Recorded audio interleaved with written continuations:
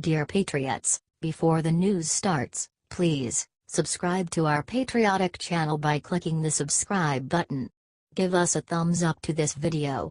Don't forget to leave your opinion below in the comments section. Share the news on Facebook and Twitter so your friends see it. Thank you.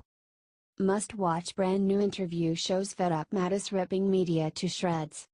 Secretary of Defense Jim Mattis told reporters on Friday that an NBC News report of President Trump proposing a tenfold increase in nuclear weapons was false. "It's a shame that the media keeps spinning false stories that our leaders then have to take time out to correct when they should be focusing on far more important issues."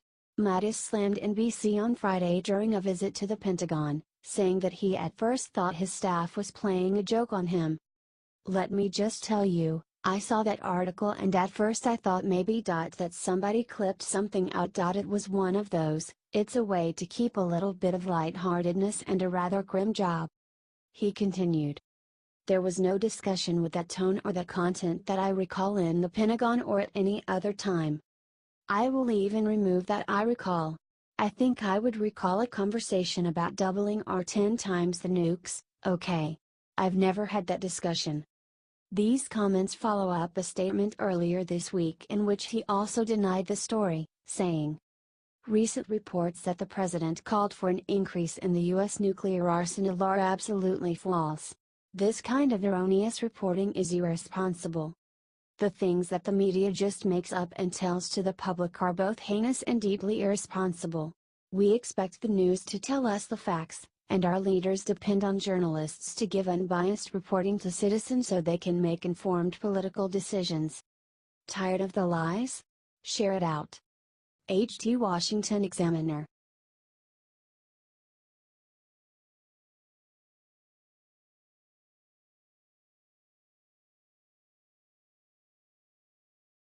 New report on media bias proves Trump right and reveals something even more shocking.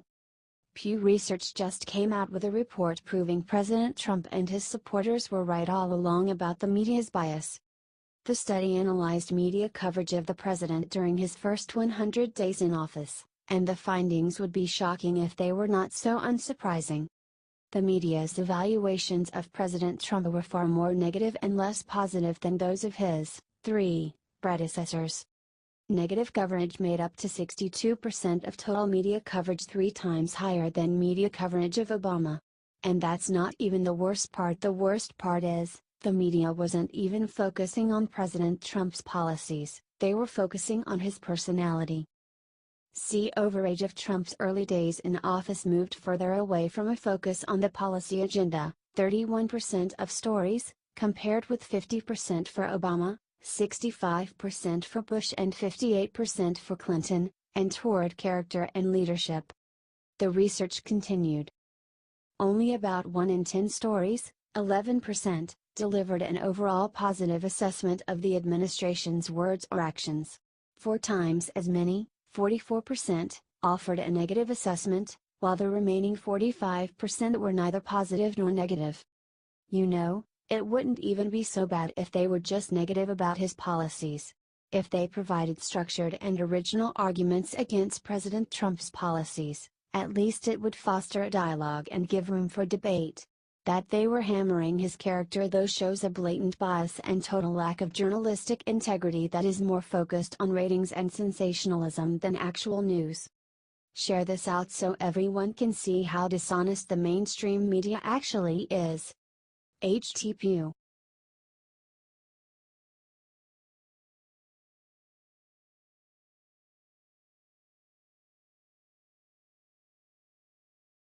Backfired when Hillary calls Trump a sexual assaulter, the interviewer asked the one question she feared most. After 5 long days, Hillary Clinton finally spoke out against Hollywood pervert Harvey Weinstein. But in true Hillary fashion, she still found a way to politicize the issue. In an interview with the BBC, Hillary made a pathetic attempt to compare Harvey Weinstein to President Trump, and boy did it backfire. During an interview with Andrew Marr, Clinton straight out lied and referred to Trump as an admitted sexual assaulter. "This kind of behavior cannot be tolerated anywhere, whether it's in entertainment, politics," Clinton said. After all, we have someone admitting to being a sexual assaulter in the Oval Office. Unlike journalists in America's mainstream media, Andrew Marr actually had the courage to call her out on her hypocrisy. Marr pointed out that Hillary Clinton totally dismissed the women who accused her husband of rape. Was that the right thing to do? Marr asked. That's when Hillary showed her true disgusting character and brushed those women off as being in the past.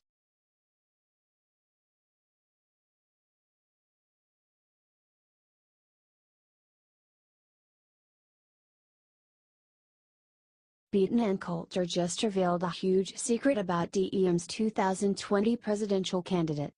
Republican commentator and author Ann Coulter was one of candidate Donald Trump's biggest supporters during the 2016 race. She has backed off considerably since the inauguration this past January because she's not pleased the border wall Trump promised has yet to be built. Give it a minute, Ann. It's coming. Coulter correctly predicted 1 year in advance that Trump would become the GOP nominee for president. She ain't no dummy.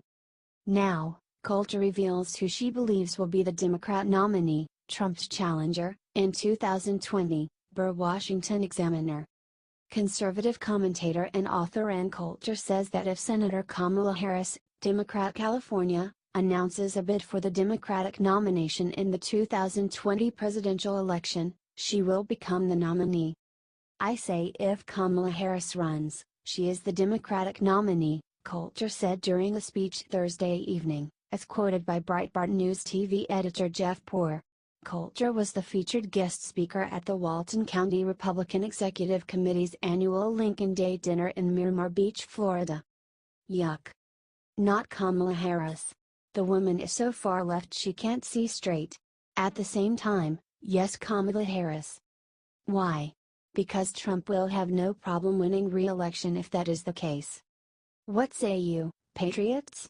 Let us know in the comments section.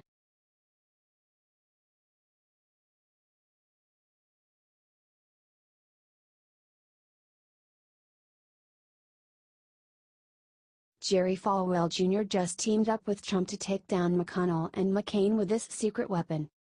Falwell has been one of Trump's biggest supporters since he entered the race for POTUS. As an evangelical Christian, he said of Trump that a new hope had entered the White House after Trump won. And he's come up with a great plan to take down both McConnell, McCain and all other Republicans that are, really, part of the resistance. His plan is that Trump begin calling them fake Republicans. Trump loves to label people for what they are. You remember, Crooked Hillary, Little Marco, Lying Dead, and the like. It's super smart, too, because it makes people think of them in his terms. And we all know that McConnell and McCain are part of the swamp Trump is draining. They are obstructionists in his own party. In an interview with Hannity on Fox News, Falwell said this, because that's what those people you just named are. They're not really Republicans. We don't really have a majority in the Senate, and I think that would be a good term for him to start using. Ain't that the truth, y'all? If we truly had a majority, then Trump's ideas and the things we voted for him to do would get through pretty easily. But, no, there's obstruction within his own party, fighting against him. Which means they are fighting against the American people who voted him in as POTUS, right? If you agree, share with a comment. Fake Republicans out. H.T. the Hill.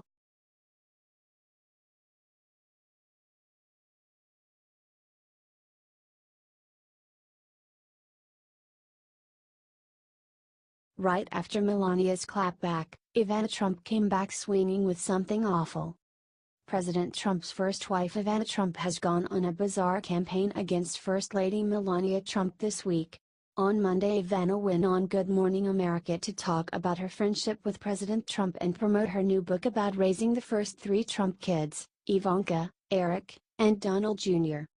During her interview, Ivana implied that she, not Melania, was the First Lady.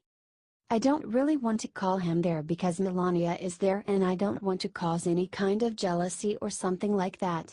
Because I'm basically first Trump wife, okay? I'm the First Lady. Mrs. Trump has made the White House a home for Barron and the President. She loves living in Washington, D.C. and is honored by her role as First Lady of the United States. She plans to use her title and role to help children, not sell books. There is clearly no substance to this statement from an ex. This is unfortunately only attention-seeking and self-serving noise. Unwilling to let well enough alone, Ivana got on the Wendy Williams show on Friday to diss Melania some more. "I tell you, I'm technically First Lady Trump. I was first wife. I don't know what is Melania's problem. She just have to get over it. She is First Lady of America but I'm First Lady Trump, excuse me, and have 3 grown-up kids." When Williams asked her about Melania's initial response, she said, "I have no idea why she did it, 'cause I never said I'm First Lady of America. Better her than me, frankly, you know." This woman is clearly an attention-seeking nutjob. It's too bad Melania has to put up with a jealous ex when she has so many better things to do and think about. Support Melania? Share it out. HTE Online